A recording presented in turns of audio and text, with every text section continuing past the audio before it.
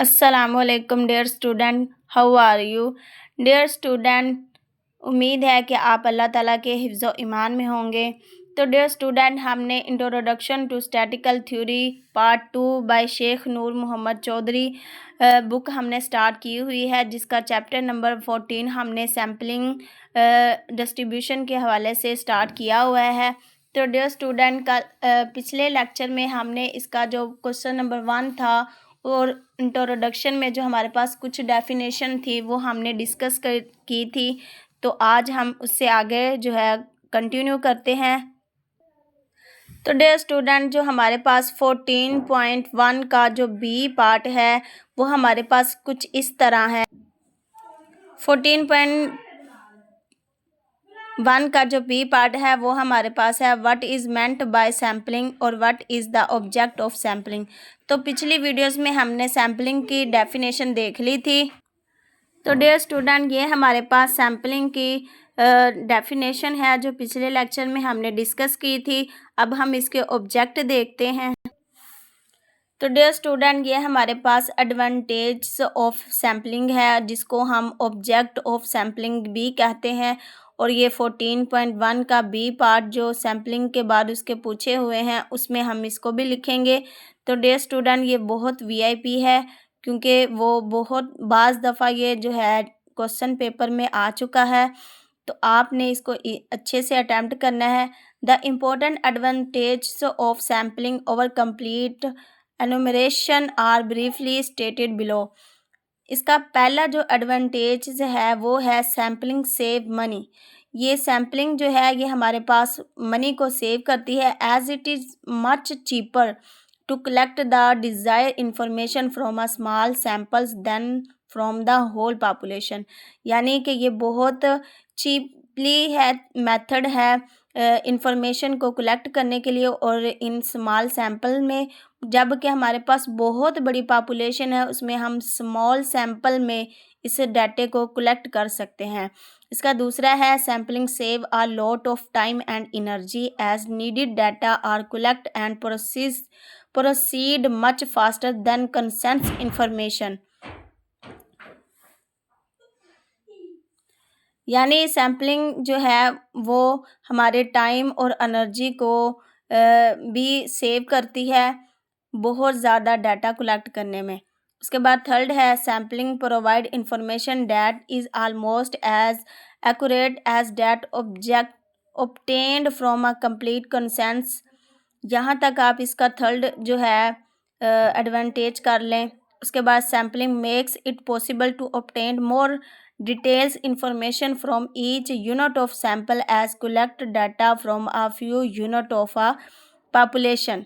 यानी कि जो सैम्पलिंग है ये हमारे पास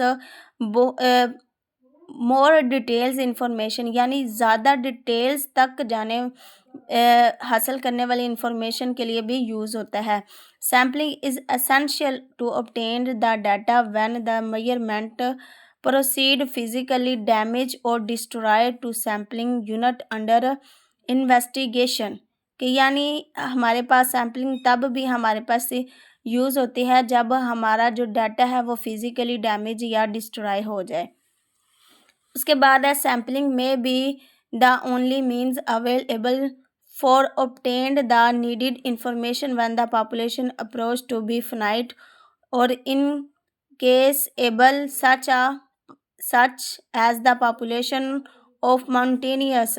यानी रिड्यूस, इसका जो हमारे पास मेन पॉइंट है रिड्यूस वैल्यू ऑफ मटेरियल्स। यानी सैम्पलिंग हमारे मटेरियल्स को रिड्यूस करने में भी हमारी मदद करती है। उसके बाद है कि sampling has much smaller non conscience following up of which is much easy. तो ये सैम्पलिंग जो है वो नॉन रिस्पॉन्स इंफॉर्मेशन है। और हमारे पास सेकंड लास्ट है sampling is extensively used to obtain more of census information.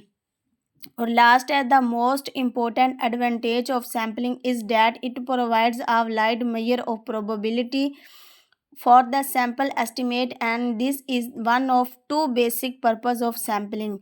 तो डियर स्टूडेंट, यहाँ पे हमारा जो यहाँ तक क्वेश्चन नंबर 14 का जो बी पार्ट है वो कंप्लीट होता है। और यहाँ पे इसमें हमारी रिव्यू एक्सरसाइज में बहुत सारे क्वेश्चन ऐसे हैं जो इसी मेथड, इसी क्वेश्चन के आंसर में आते हैं।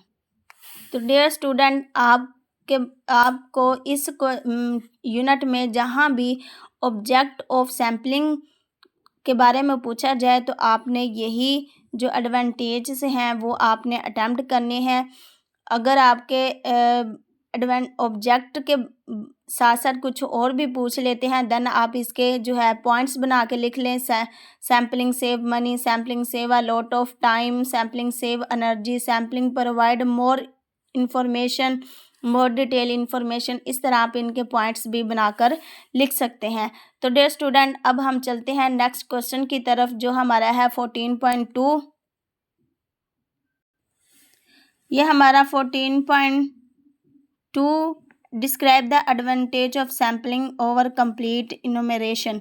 ये जो हमने अभी ऑब्जेक्ट ऑफ सैम्पलिंग किए हैं वो इसके आंसर में भी हम लिखेंगे।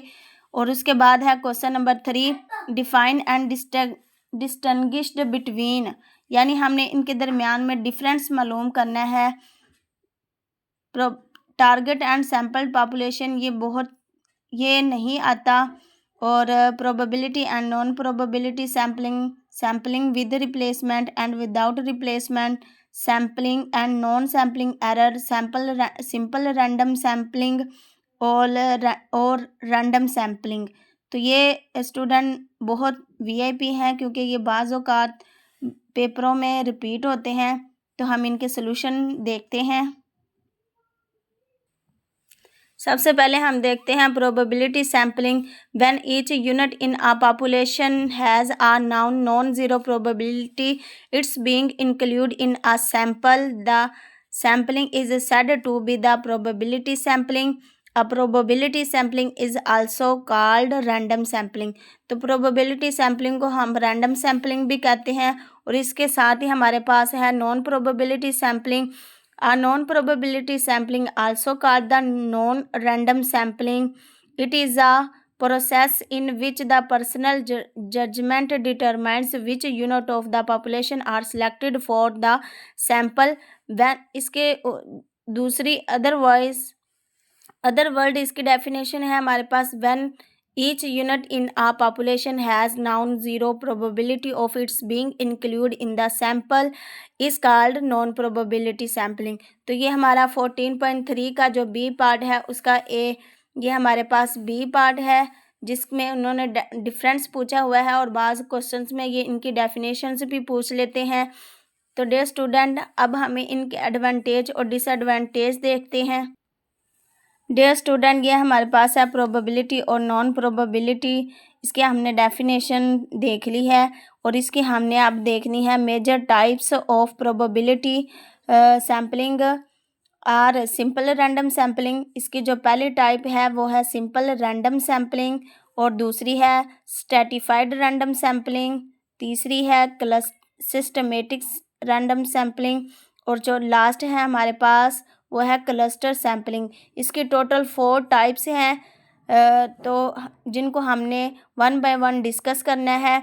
उसके बाद इसके जो एडवांटेज हैं वो देखते हैं कि इसका जो पहला एडवांटेज है, it provides a wide estimate of sampling error, कि ये हमें सैम्पलिंग एरर को एस्टीमेट करती है। उसके बाद है probability sampling is widely used in various areas such as industry, agriculture, business.